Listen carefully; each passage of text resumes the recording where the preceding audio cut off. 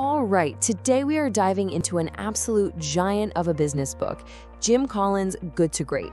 We're going to tackle a really simple but incredibly powerful question. Why is it that some companies make that huge leap to greatness, while others just kind of stay, well, good? Let's get into it. So this is the central mystery that drove Jim Collins and his entire research team. And notice, it's not about going from bad to good. It's about that much tougher, much rarer jump from good to great.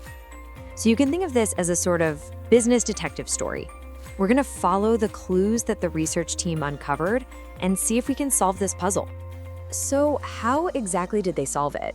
Well, this wasn't about some guru's gut feeling or a hot new theory. No, the real power of Good to Great comes from the cold, hard evidence.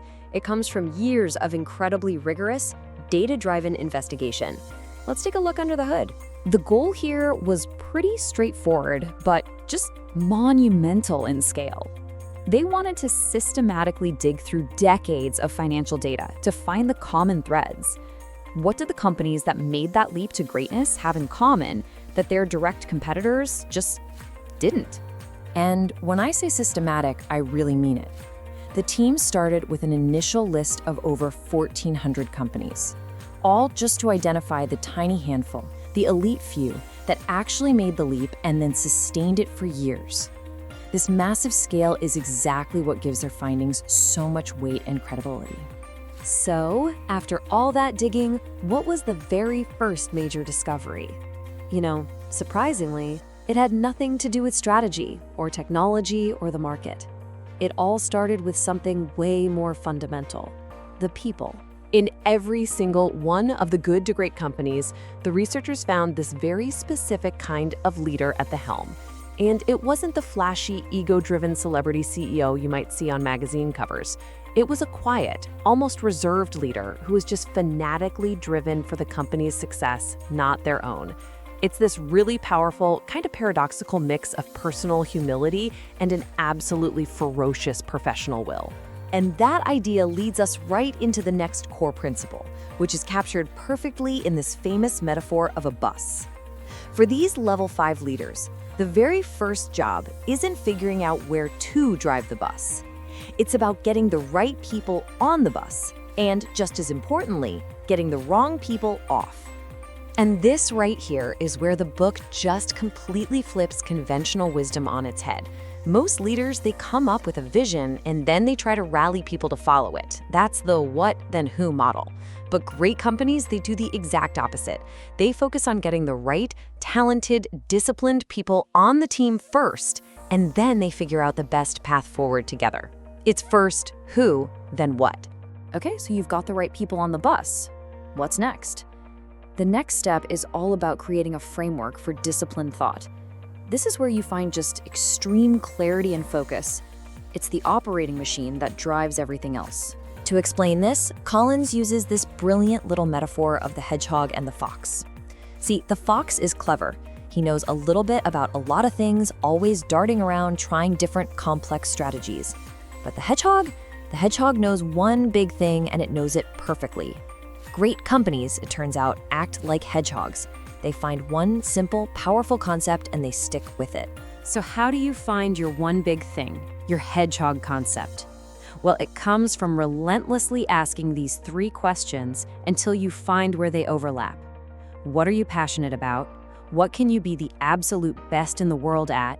And what drives your economic engine? Your hedgehog concept isn't just a strategy. It's this deep, almost gut-level understanding of what your organization is uniquely built to do. Now, when we say discipline, this isn't about creating some rigid, bureaucratic nightmare. A real culture of discipline means you have self-disciplined people who don't need to be micromanaged. It's this perfect combination of freedom and responsibility, all operating within a clear, focused framework. That's what lets people truly thrive. Okay, so we've got the right people. We've got the right focus. But how does the actual transformation happen? Collins found it's never one single aha moment. It's not one big revolutionary change. It's something much quieter, more powerful, and way more sustained. And first, a quick but important point about technology. Great companies are not afraid of technology, but they're very careful about how they apply it. They use tech as an accelerator for momentum they've already built, not as the thing that creates it in the first place. You see, technology is a powerful tool, but it's not a savior. And that brings us to the final and maybe the most famous concept in the whole book, the flywheel. I want you to picture a massive, heavy metal flywheel. The first push you give it barely even moves it, but you keep pushing consistently in the same direction. And with each push, it gets a tiny bit faster and then a little faster until its own momentum takes over, creating this incredible, unstoppable breakthrough. That is how good becomes great. And here's how it all comes together. Every single principle we've talked about is just another push on that giant flywheel. You start with disciplined people. That allows for disciplined thought, like finding your hedgehog concept. That then leads to disciplined action, executed over and over with consistency. It's this long, slow buildup that eventually leads to what looks like a dramatic overnight breakthrough to the outside world. Now, this book came out decades ago, so it's a totally fair question to ask. Does this whole framework still apply in today's crazy, fast-paced world? Let's talk about the book's legacy and some of the critiques.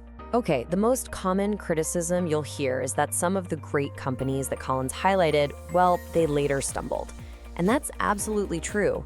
But the counter-argument is that the book was never meant to be a list of stock tips. The core idea is that the principles of disciplined leadership, thought, and action are timeless, even if a specific company eventually loses that discipline and falters. So, at the end of the day, the big takeaway from Good to Great isn't some magic formula for guaranteed success.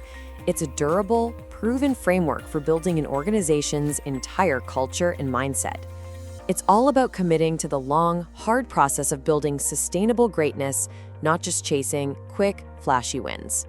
And its enduring impact is pretty undeniable. The book still holds an incredibly high rating from leaders, founders, and managers all over the world who continue to find real, tangible value in its data-driven insights.